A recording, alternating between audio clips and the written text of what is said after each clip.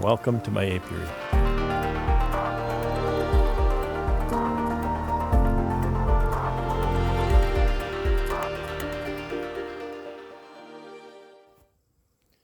Today is October the 1st, 2021.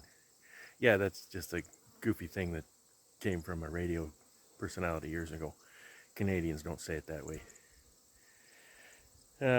So today, I thought I could get out here before the bees woke up, but the weather has been unseasonably warm, so they're starting to get active out here. And I think it is just under 20 C. And you can see my apiary is just a mess. So this part I've kind of cleaned up a bit already. But there's queen excluders and bee escapes and shims and poly boxes. These pails are probably even empty, need to be collected. I finished extracting last evening. That's a good feeling.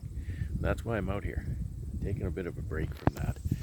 There's a lot of work to do yet, lots of honey to strain and pale, lots of wax to deal with, lots of comb honey to pack. That's nice. So I thought I'd take a diversion out here and get a little bit of cleanup done. It's far overdue. I want to cut the grass too, so all my feed plugs have blown onto the ground, so I need to pick them all up. I should have put them all in a box when I took them out. But you know what, I'm going to collect the pails, so maybe I'll just do that and put the feed plugs back in.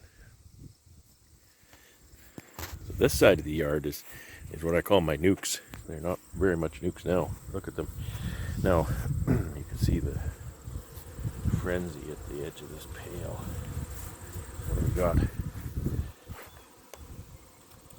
There's nothing in that pail. I don't think they can get under there. They smell it. So anyway, look at the bearding on this nuke. I've got all of my entrances down to 3 inches. You can kind of see it on this one better. So, you know, I've just got that wedge in there. It takes down to a 3-inch entrance. So some of these are obviously doing better than others, but they all look pretty good. See, look at this one bearding up. There's the aforementioned feed plugs everywhere. I'm just, you know, in a hurry when I put the pails on. I just put them on top of the hive and then the wind blows them off. So anyway, the nukes are looking good. I hope they winter well. This is my increase for the year. All these poly boxes need to go. I've got them wedged in here though. Hard to pick up.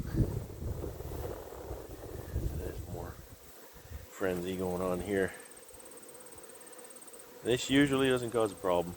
You know, don't get worried about that. Not in my yard anyway. I can't speak for anybody else's. So they're looking really good. These are my 2021 grafted queens, and for the most part they look really good. Trying to keep my shadow out. Shot. Look like what was this? That Alfred Hitchcock? See, Alfred Hitchcock. Do do do do do do do.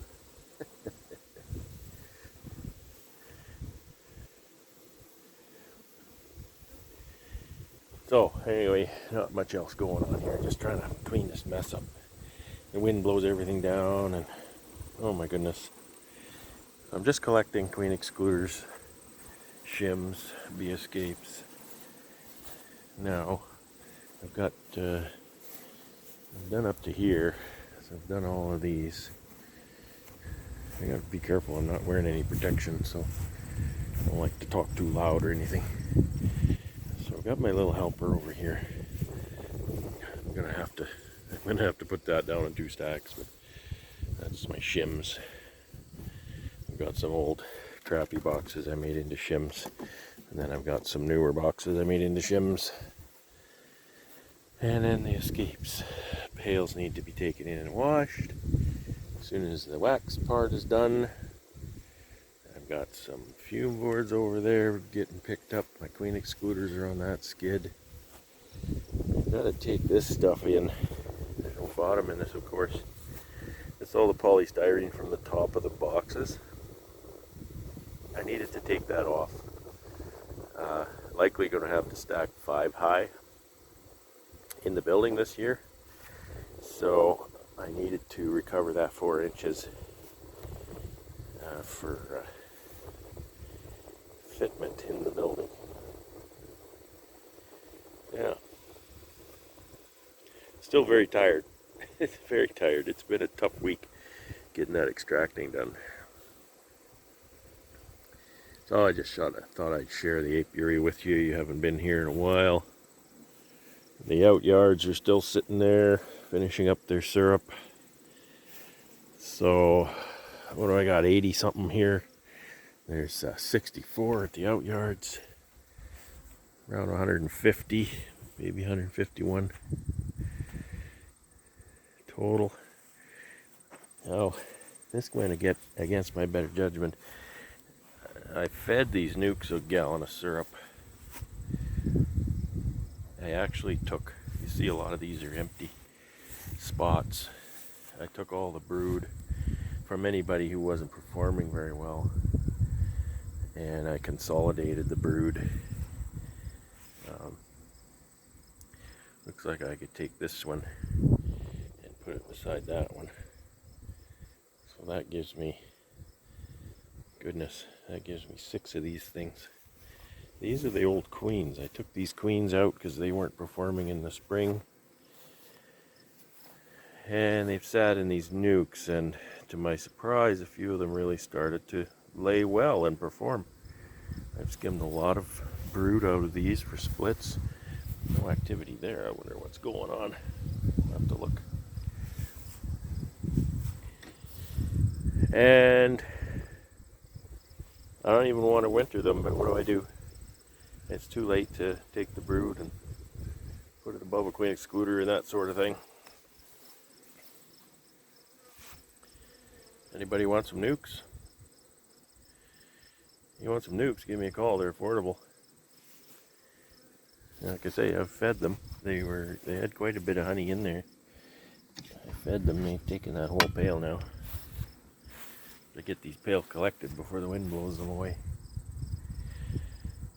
Yeah, so there's 6 nukes here that need a new home. If you want some nukes, let me know, and we'll work something out. I'm not prepared to go through any effort for them at all, so the effort is all yours. I don't want a ton of money, just that I don't want to deal with them. You make that problem go away, and you can benefit from the situation. Oh, we've got 7. There's one there. There's always one more. So there's 7. Oh, very tired. Very tired. So there's the apiary. October the 1. Such as it is. It's a clustered mess. My clustered mess. I bring those outyards home, it's going to be crowded. So what I usually do, and what I have been doing, is I'll feed my bees up at my outyards, and then come about Thanksgiving, and that's Canadian Thanksgiving, which is the second Monday in October. I'll bring them home somewhere around there, just because the weather is starting to get cool, and when the weather is getting cooler, the bees stay inside. It's far easier to move them. I'll go grab them, I'll move them back here, and then I stack everything up too high. Saves me lots of space in the apiary, and makes it a little easier for me to do my oxalic acid treatments. A little more compact. Half of them are hip level for me to do my treatments. Kind of a big old fat guy, and I don't like bending down to the ground all the time.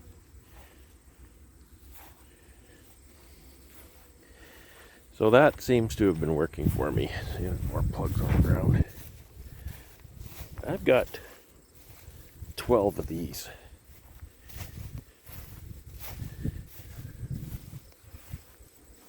Only one of those is marked. It says R6. So that's a 2021 grafted queen. The rest of these aren't even marked. I don't know what they are. I've lost track of some of these. I've got, let's see, over here. There's 6 more there. There's these 6 here. There's 6 frames, and the reason they are sitting in 6 frames, they are bursting at the seams, but I ran out of my 10 frame pallets and lids specifically. I have a few pallets, but my lids, I ran out. I have every lid that I own is on a colony now. I had to leave those in 6s. So we'll see how we winter this year. And I'm going to need some more equipment. I've got a little bit of consolidation to do here, pallet wise. And that's again, when the weather gets cool, the bees are in for a few days. Pick that sucker up, put it right over there. Not very many empty spots, but there's maybe 3 or 4 empty spots.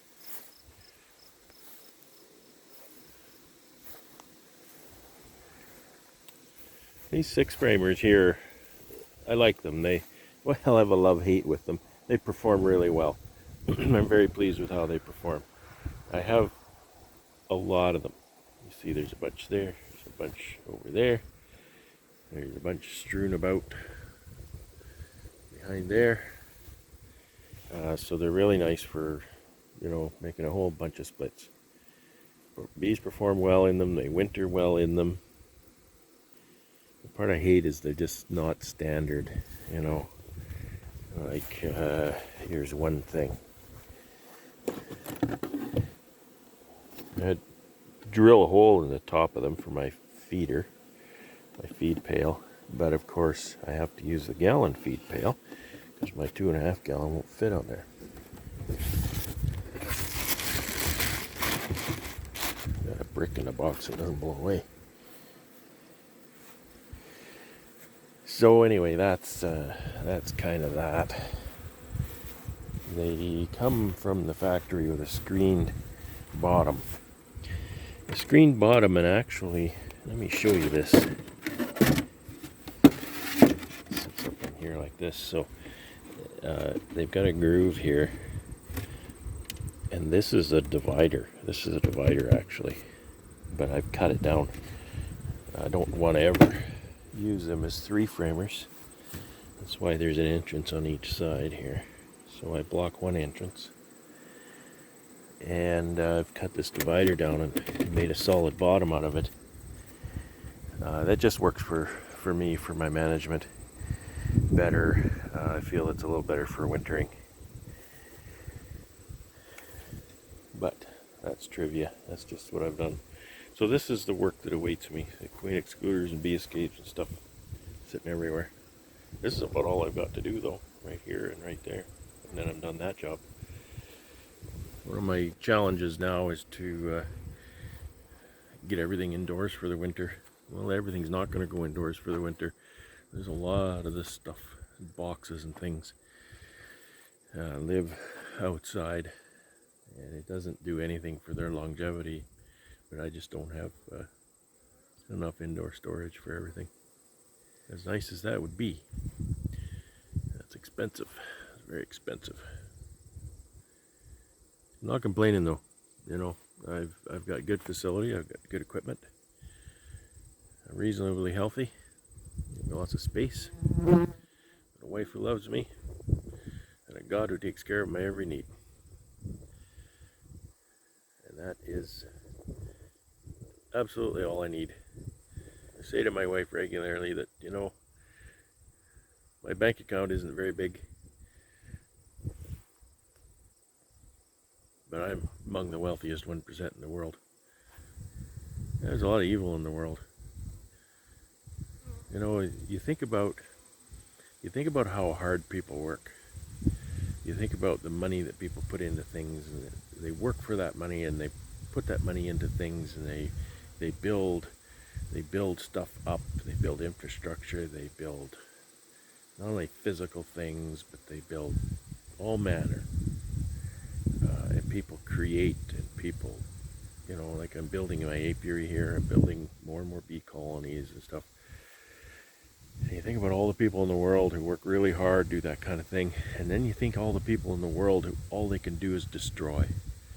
They work their whole time trying to destroy. But the world progresses. The world progresses past those who are bent on destroying. So that means there's either more of us than them, or we're just making more progress than they are. So let's hope we stay on top of that. There's just too much evil in the world. Too many people trying to hurt other people, too many people trying to convince other people that, you know, they need to live different. One of those evil things, I gotta change hands here, has made itself known recently. If you watch different YouTube beekeepers, there's a lot of them out there, and you know, there's a lot of newbies, and it's fun to watch them go through all the same struggles I went through, and many of us have. But there's a lot of experienced beekeepers too, and so it's nice to see them taking the time to make content so you can get an insight into their world and pick up on some of the experience and knowledge and wisdom that they've amassed over the years. One such beekeeper is Jason Chrisman. His YouTube channel, JC's Bees. He touts himself as your Central Ohio beekeeper, so I guess he's in Central Ohio. Kind of got that Central Ohio accent, I've noticed. But regardless, he seems like a really hard-working fella, and he seems like a hell of a nice guy. He's recently had trouble with his YouTube channel. Somebody managed to take everything over, and he lost all his videos. He lost everything. He lost the whole channel and more. Like it was really devastating, and it looks like he's been able to recover, or will be able to recover much of that. And you know, evil people like that in the world, to me,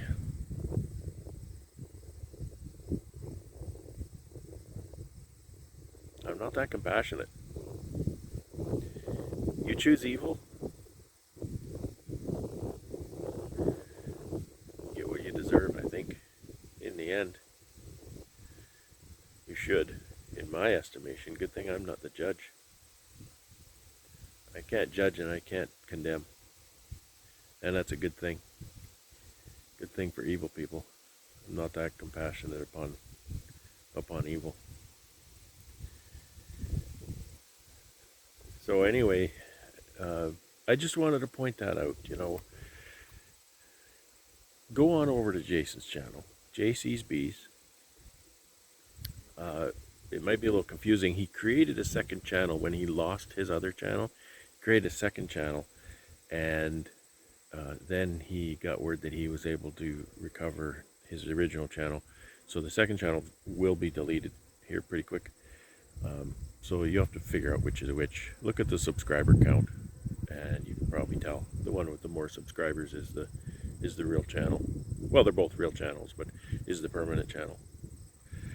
So check him out. He's got some good content there, and entertaining and helpful and educational. So check him out and send him some good wishes. He's had a really tough couple of weeks. I don't know, 2-3 weeks I think he's been working at this hijack situation. Okay, I'll leave you with that. Now I gotta keep working here in the apiary, and then I have to go back and pail off another 600 pounds of honey. And I think I have to do that about twice more and I'll be done. Everything's going to be in the pail. And so thank you so much for spending your time watching my channel. It's well, it means a lot to me. It means a lot. You know what? Comment. You send me some comments. I love the comments. Anything. It just I look for the comments and I love responding to them. It tells me somebody's out there. Really, you look at views. You know, you might have 200 views on a video and you get 4 comments, and you think, thanks for watching, but you know, who are you? Is there anybody really out there? I guess there is, really, but you know, comment. So I'm rambling. All right, I'm going to keep working on this beautiful day, and take care and have fun.